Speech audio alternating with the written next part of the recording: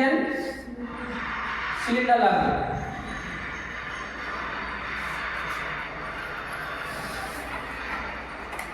এবারে এই অ্যাসিটিলিন এবং অক্সিজেনের যে সিলিন্ডার, দুটো গ্যাসের সিলিন্ডার থাকছে এবং সাথে আমাদের কি থাকবে, রেগুলেটর থাকবে।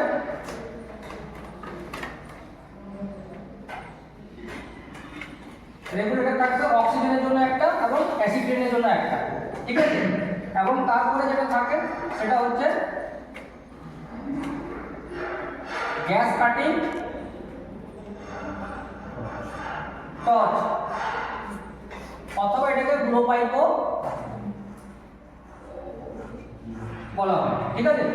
এবারে এখানে গ্যাস কাটিংটা আমরা সাধারণত বেসিক ইকুইপমেন্ট এগুলো লাগে, এর সাথে সাথে আরো আছে যেমন হচ্ছে স্পার্ক লাইটার, ঠিক আছে, স্পিন্ডেল কি, স্পার্ক লাইটার, স্পিন্ডেল কি, হোজ পাইপ, হোজ কানেকশন, এরকম আরো অনেক কিছু হবে। কিন্তু মেন যে পার্ট সেটা হচ্ছে আমাদের acetylene cylinder, oxygen cylinder, regulator, gas cutting torch অথবা blow pipe.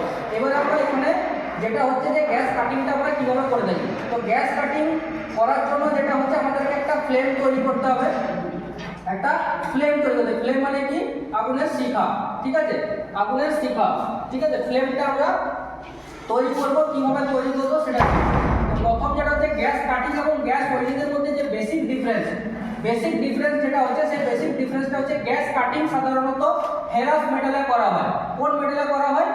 Ferrous metal. Ferrous metal কোনগুলোকে বলে?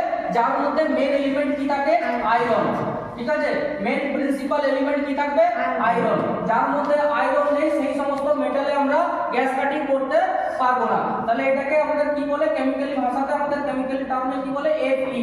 যার মধ্যে Fe আছে সেই সমস্ত মেটালে আমরা গ্যাস কাটিং করতে পারবো, ঠিক আছে। এবারে আমরা দেখি যে গ্যাস কাটিং এবং গ্যাস ওয়েল্ডিং এর মধ্যে কি ডিফারেন্স। গ্যাস কাটিং এবং গ্যাস ওয়েল্ডিং ফেরাস মেটালও করা যায়। একটা মেটাল এবং আরেকটা মেটালকে যখন আমরা জয়েন করব সেটা ধাতু এবং অধাতু দুটো মেটালেই করা যায়। কিন্তু কাটিং, যদি একটা মেটালকে আমাদের কাটিং করতে হয় তাহলে কিন্তু আমরা ফেরাস মেটাল ছাড়া আমরা কাটিং করতে পারবো না, মানে কোনো মিশ্রিত ধাতু অথবা কোনো নন ফেরাস মেটালকে আমরা কাটিং করতে পারবো না, ঠিক আছে। তো বেসিক যে ডিফারেন্সটা আছে সেই ডিফারেন্সটা কোথায় দেখা যায়? ব্লো পাইপ অথবা টর্চে। ব্লো পাইপ অথবা টর্চে আমরা ডিফারেন্সটা দেখতে পাই, যে ব্লো পাইপ বা টর্চটা আমরা ব্যবহার করি সেই টর্চে আমরা দেখতে পাই, ঠিক আছে। তো কাটিং এর ক্ষেত্রে কি হয়? কাটিং এর ক্ষেত্রে টর্চের যে অ্যাঙ্গেল, টর্চের অ্যাঙ্গেল কত থাকে? 90 ডিগ্রি, ঠিক আছে। আর কি থাকে? Oxygen valve. Oxygen valve cutting এর ক্ষেত্রে কত থাকে? তিনটে ভালভ থাকে, দুটো ভালভ থাকে। একটা হচ্ছে নরমাল ভালভ আর একটা হচ্ছে high pressure cutting oxygen lever type valve. Cutting oxygen lever type valve থাকে, ঠিক আছে। এবং যে নজেলে যে হোলগুলো থাকে সেখানে কি থাকে? মাল্টিপল হোল থাকে, ঠিক আছে। মাল্টিপল হোল মানে নজেলে যে টিপটা আছে সেই টিপটা একটা মধ্যখানে একটা হোল থাকে এবং তার সাইডে এরকম ছোট ছোট হোল থাকে, ঠিক আছে। এই সাইডে যে হোলগুলো এগুলোকে বলা হয় প্রিহিট হোল, এবং মধ্যখানে যে হোলটা থাকে সেটাকে high pressure cutting oxygen hole বলা হয়, ঠিক আছে। High pressure cutting oxygen hole বলা হয় এটা কাটিং এর ক্ষেত্রে। আর যেটা হচ্ছে আমার ওয়েল্ডিং এর ক্ষেত্রে, যে টর্চের কাটিং অ্যাঙ্গেল ইয়ে থাকে কত? নজেল অ্যাঙ্গেল 180 ডিগ্রি, এবং অক্সিজেন ভালভ কটা থাকে? একটা, এবং অ্যাসিটিলিনের ভালভ একটা, ঠিক আছে। আরেকটা হচ্ছে যেটা নজেল, যেটা ওয়েল্ডিং এর ক্ষেত্রে যে নজেল থাকবে সেখানে একটা সিঙ্গেল হোল থাকে, তাহলে এটা হচ্ছে আমাদের ওয়েল্ডিং এবং কাটিং এর মধ্যে ডিফারেন্স। এবারে দেখি যে আমরা ফ্লেমটা কিভাবে তৈরি করব।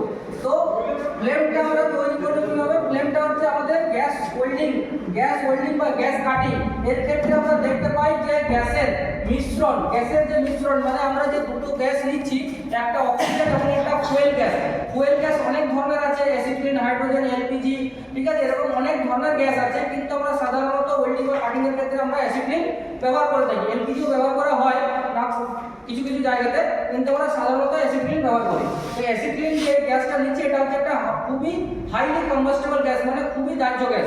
তাহলে এই দুটো গ্যাস মানে একটা হচ্ছে অ্যাসিটিলিন এবং একটা হচ্ছে অক্সিজেন, এই দুটো গ্যাসকে আমরা সমানভাবে মিশ্রণ করে আমরা একটা আগুনের শিখা তৈরি করি, যেটাকে আমরা বলছি কি ফ্লেম। সেই ফ্লেম কি হয়, সেই ফ্লেম আমাদের তিন ধরনের ফ্লেম তৈরি হয়, একটা হচ্ছে নিউট্রাল ফ্লেম এবং একটা হচ্ছে কার্বোরাইজিং ফ্লেম আর একটা হচ্ছে অক্সিডাইজিং ফ্লেম।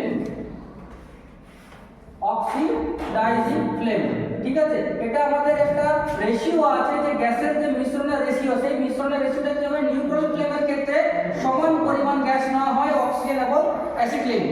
অক্সিজেন এবং অ্যাসিটিলিন দুটো গ্যাস যখন আমরা সমান করে নেব, সমান পরিমাণে 1:1 রেশিওতে, তখন সেটাকে আমরা বলছি নিউট্রাল ফ্লেম, ঠিক আছে। এবং কার্বোরাইজিং ফ্লেম কখন বলছে, যখন হচ্ছে অ্যাসিটিলিনের পরিমাণ বেশি থাকবে তার থেকে অক্সিজেনের থেকে অ্যাসিটিলিনের পরিমাণ যখন বেশি থাকবে, সেটা হচ্ছে 1:2, ঠিক আছে। 1:2 রেশিওতে যখন থাকবে, মানে অক্সিজেনের থেকে অ্যাসিটিলিনের পরিমাণ যখন বেশি থাকবে, তখন সেটা হয়ে যাবে কার্বোরাইজিং ফ্লেম।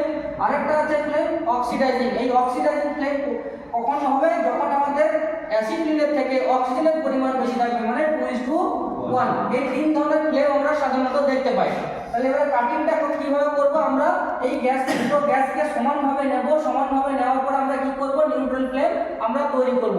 এবং এই নিউট্রাল ফ্লেম তৈরি করার পর যে মেটালটাকে আমরা কাটিং করব, সেই মেটালটাকে আমরা কাটিং করার সময় কি করব, মেটালটাকে হিট করতে হবে। মেটালটাকে একদম রেড হট কন্ডিশনে আমরা হিট করব। রেড হট কন্ডিশনে একটা 90 ডিগ্রিতে আমরা যে টর্চটা আছে সেই 90 ডিগ্রিতে অ্যাপ্লাই করে এবং তার মধ্যে জবটাকে আমরা হিট করব।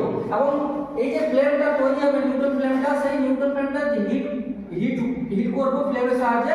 এবং নজলের মধ্যে যে প্রিহিট হোলগুলো আছে, সেই প্রিহিট হোলসের সাহায্যে হিটটা হবে। মানে আমাদের যে মধ্যখানে যে হোলসটা আছে, high pressure cutting oxygen hole, high pressure cutting oxygen hole, এই কাটিং অক্সিজেন হোলটার কিন্তু এখন কোনো কাজ নেই, ঠিক আছে।